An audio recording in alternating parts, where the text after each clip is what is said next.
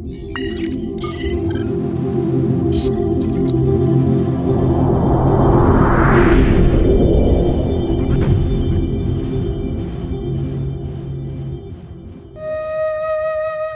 کی اس خوشگوار صبح میں آپ سب کو میرا سلام۔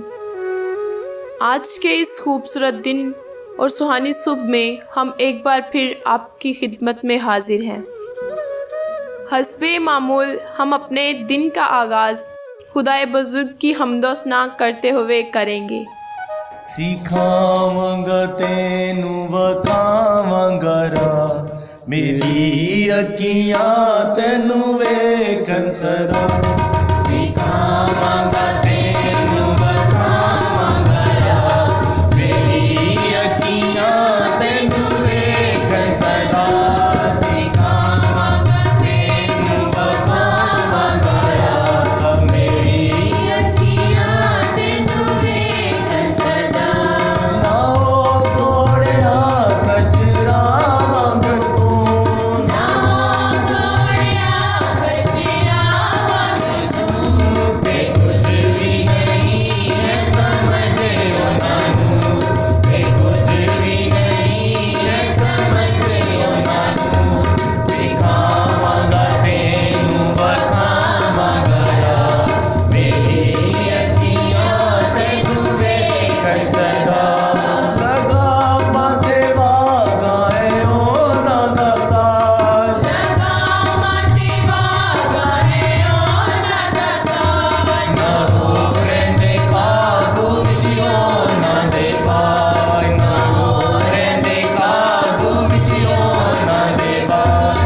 سکھاواں گا تینوں وکھاواں گا راہ، میری اکھیاں تینوں ویکھن سدا۔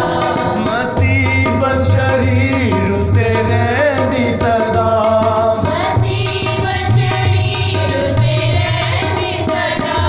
یہوہ جنہاں دا ہے پرے آسرا، یہوہ جنہاں دا ہے پرے آسرا۔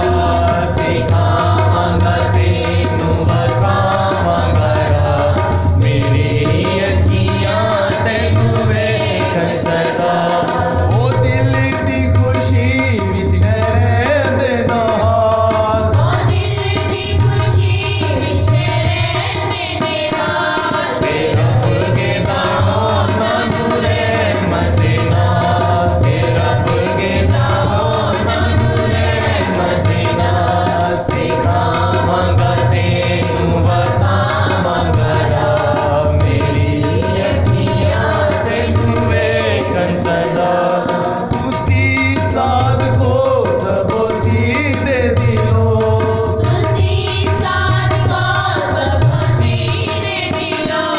یہوہ دے وچ مل کے خوشیاں کرو، یہوہ دے وچ مل کے خوشیاں کرو۔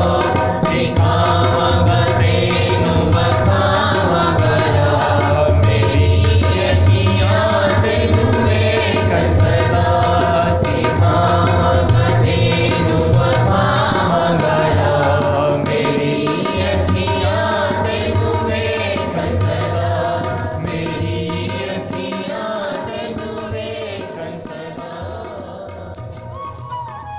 خدا کی حمد و ثنا کرنے کے بعد ہم خدا کے بندے کے وسیلہ سے خدا کا کلام سنیں گے۔ مسیح میں آپ سب کو سلام۔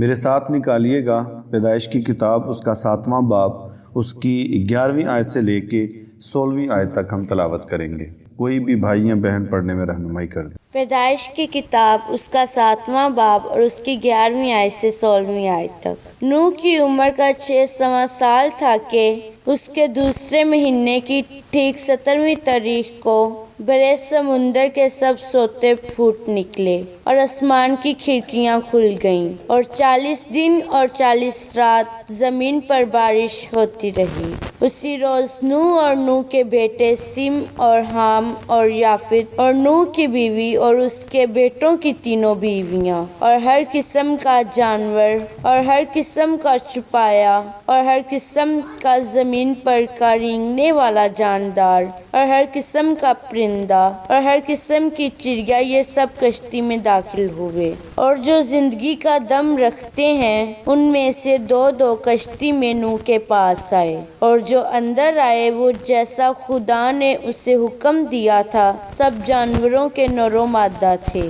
تب خداوند نے اس کو باہر سے بند کر دیا۔ خداوند کے زندہ کلام کے پڑھے سنے اور سمجھے جانے پر خداوند کی خاص برکت ہو۔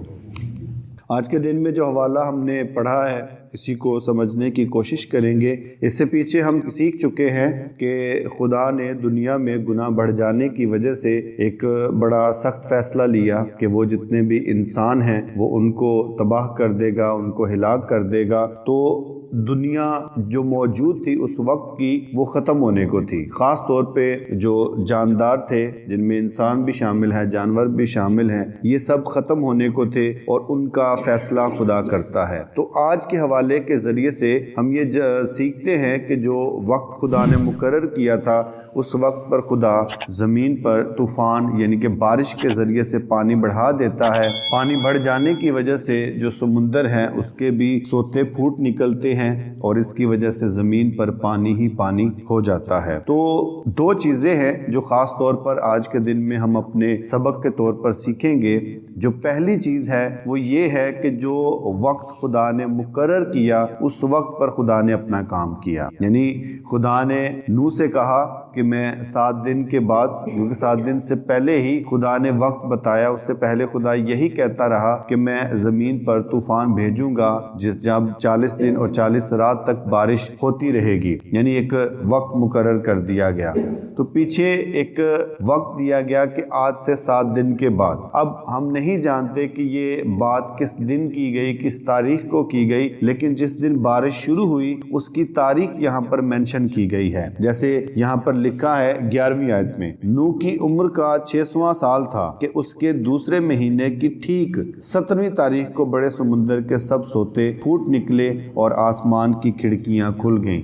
آسمان کی کھڑکیاں کھلنے سے مراد ہی یہی ہے کہ بارش ہونا شروع ہو گئی۔ تو اس طرح سے ہم دیکھتے ہیں کہ خدا اگر کوئی بات کہتا ہے، اگر کوئی وقت دیتا ہے تو اس کے پیچھے بھی کچھ وجوہات ہوتی ہیں۔ اگر خدا نے خاص طور پر 7 دن دیے ہیں تو یہ 7 دن اگر سوچا جائے تو ہو سکتا ہے کہ آج کے دور میں ہم یہ جانتے ہیں کہ خدا جو کہتا ہے وہ کر کے دکھاتا ہے، ان لوگوں کو شاید یہ اندازہ نہ ہو کہ ایسا بھی ہو سکتا ہے۔ تو خدا ویسے ہی جیسے ہم نے گزرے سنڈے بھی ہم نے کوشش کی کہ اگر ہم ایک بار جھوٹ بولیں گے یا ایک بار وقت کو آگے پیچھے کر دیں گے تو آگے بچوں کی بھی عادت ہو جائے گی، بڑوں کی بھی عادت ہو جائے گی کہ نہیں 11 دا مطلب ہے 12 تو 12 دا مطلب ہے 1، یعنی کہ 1 گھنٹے کا گیپ جو ہے وہ ہمارے ذہن میں بیٹھ جائے گا کہ ہمارے جب بھی کہتے ہیں 11 بجے تو اس کا مطلب ہے 12 بجے، 12 کہیں گے اس کا مطلب ہے 1 بجے۔ تو اس لیے ان چیزوں پر خدا خود بھی کام کرتا ہے اور ہمیں بھی چاہیے کہ ہم وقت کو ملحوظ خاطر رکھیں۔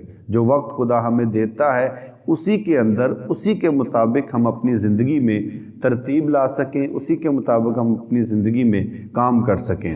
لیکن اگر ہم صرف یہ کرتے ہیں کہ ٹھیک ہے بھائی جیسے کام چل رہا ہے، ہمارا کلچر اس طرح کا ہے، تو کلچر بناتے کون ہیں؟ ہم لوگ ہی کلچر بناتے ہیں۔ اور اگر ہم لوگ ہی ترتیب نہیں رکھیں گے، ہم لوگ ہی وقت کا خیال نہیں کریں گے تو نیا کون آئے گا کہ جو کلچر بنائے گا؟ پھر تو اسی طرح سے جو سسٹم ہے وہ چلتا رہے گا۔ اس لیے جو سب سے پہلی چیز ہے خدا بھی اس کا خیال رکھتا ہے اور وہ یہ بھی سمجھتا ہے، یہ بھی جانتا ہے اور یہ بھی چاہتا ہے کہ ہم لوگ بھی اس کا خیال کریں۔ آپ سوچیں کہ اگر نوح کو خدا نے بتایا کہ 7 دن کے بعد زمین پر طوفان آ جائے گا اور وہ کہتا ہے کہ نہیں اگر خدا نے 7 تک کیا تو 10 دن تو لگ ہی جانے ہیں، اور وہ اپنی تیاری پوری نہ کرتا اور زمین پر بارش ہونا شروع ہو جاتی، طوفان آ جاتا، تو آپ سمجھیں کہ وہ بھی ان کے ساتھ ہی ہلاک ہوتا۔ اس لیے یہ ضروری ہے کہ ہم وقت کا خیال رکھیں اور اس کے مطابق اپنی عبادات بھی اور ہماری زندگی کے جو دوسرے کام ہیں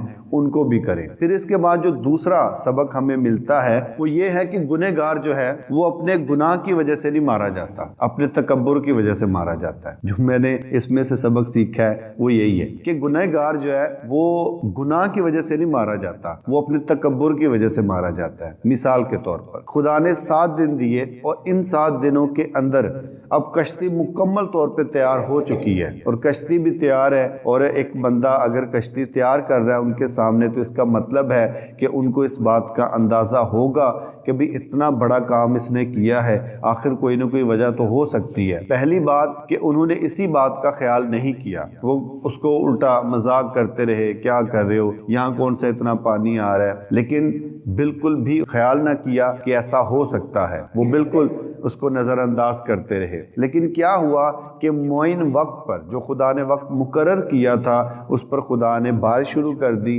اور زمین پر پانی ہی پانی پھیل گیا، اور وہ اپنے تکبر کی وجہ سے، اپنے گناہ کی وجہ سے وہ مارے گئے کہ ان کو چاہیے تھا کہ ان 7 دنوں کے اندر ہی وہ توبہ کرتے، لیکن ایک بھی شخص ایسا نہیں تھا کہ جو توبہ کرتا۔ پھر دوسری بات جو آپ نے آخری آیت میں پڑھی، اور جو اندر آئے وہ جیسا خدا نے اسے حکم دیا تھا، سب جانوروں کے نر و مادہ تھے، تب خداوند نے اس کو باہر سے بند کر دیا۔ آپ دیکھیں کہ جو کشتی کا دروازہ ہے وہ اندر سے نہیں بلکہ باہر سے بند کیا گیا ہے۔ اگر باہر سے بند کیا گیا ہے تو اس کا مطلب کہ اب بھی کمانڈ جو ہے وہ خدا کے ہاتھ میں ہے۔ اگر کوئی ان میں سے معافی مانگتا، اگر کوئی ان میں سے توبہ کرتا تو خدا باہر سے دروازہ کھول کے اس کو بھی اندر داخل کر سکتا تھا، لیکن کسی نے بھی اتنی ہمت ہی نہیں کی۔ وہ اپنے گناہ پر اٹے رہے، جی بالکل ٹھیک ہے، ہم نے جو کیا ہے ہم نے کیا ہے، میں اور اکثر یہاں پر بھی اسی طرح سے ہوتا ہے۔ پہلی بات کہ ہم غلطی کرتے ہیں، اور دوسری بات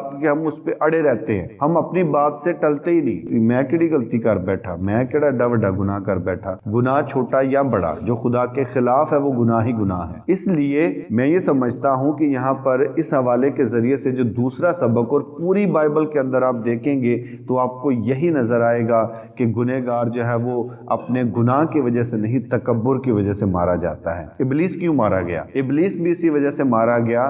اگر آپ اس کی تاریخ پڑھیں تو وہ بھی ایک فرشتہ ہے، لیکن صرف اور صرف تکبر کرنے کی وجہ سے، غرور کرنے کی وجہ سے اس کو زمین پر پھینک دیا گیا۔ یہ کہتا تھا کہ میں خدا سے بھی اپنا تخت اونچا لے کے جاؤں گا، اور ایک وہ شخص ہے کہ جو آپ کو بنانے والا ہے، جس نے آپ کو بنایا، آپ کو ترتیب دیا، آپ اسی کے خلاف کھڑے ہو جائیں تو یہ تکبر کی میرے خیال سے اس سے بڑھ کر کوئی مثال نہیں ہو سکتی۔ تو اس نے یہ کہنا شروع کر دیا، کچھ فرشتوں کو اپنے ساتھ اس نے ملایا اور یہ کہنا شروع کر دیا کہ میں تجھ سے بھی اپنا تخت اوپر لے کے جاؤں گا۔ تو خدا نے اوپر کا تو پتہ نہیں، اس کو زمین پر پٹک دیا، اور پھر اس کے بعد اس کو اور کوئی نہیں ملا، تو اس نے وہ انسان جو اس نے بڑی محبت کے ساتھ، بڑی شفقت کے ساتھ بنایا تھا کہ یہ میری عبادت کریں گے، انہی کو اس نے بہکانا شروع کر دیا، اور وہی تکبر جو اس کے اندر تھا وہ آج ہم میں پیدا کرنے کی کوشش کرتا رہتا ہے۔ آپ ضرور اپنے دل پر، اپنے آپ پر غور کریں کہ اگر کسی جگہ پر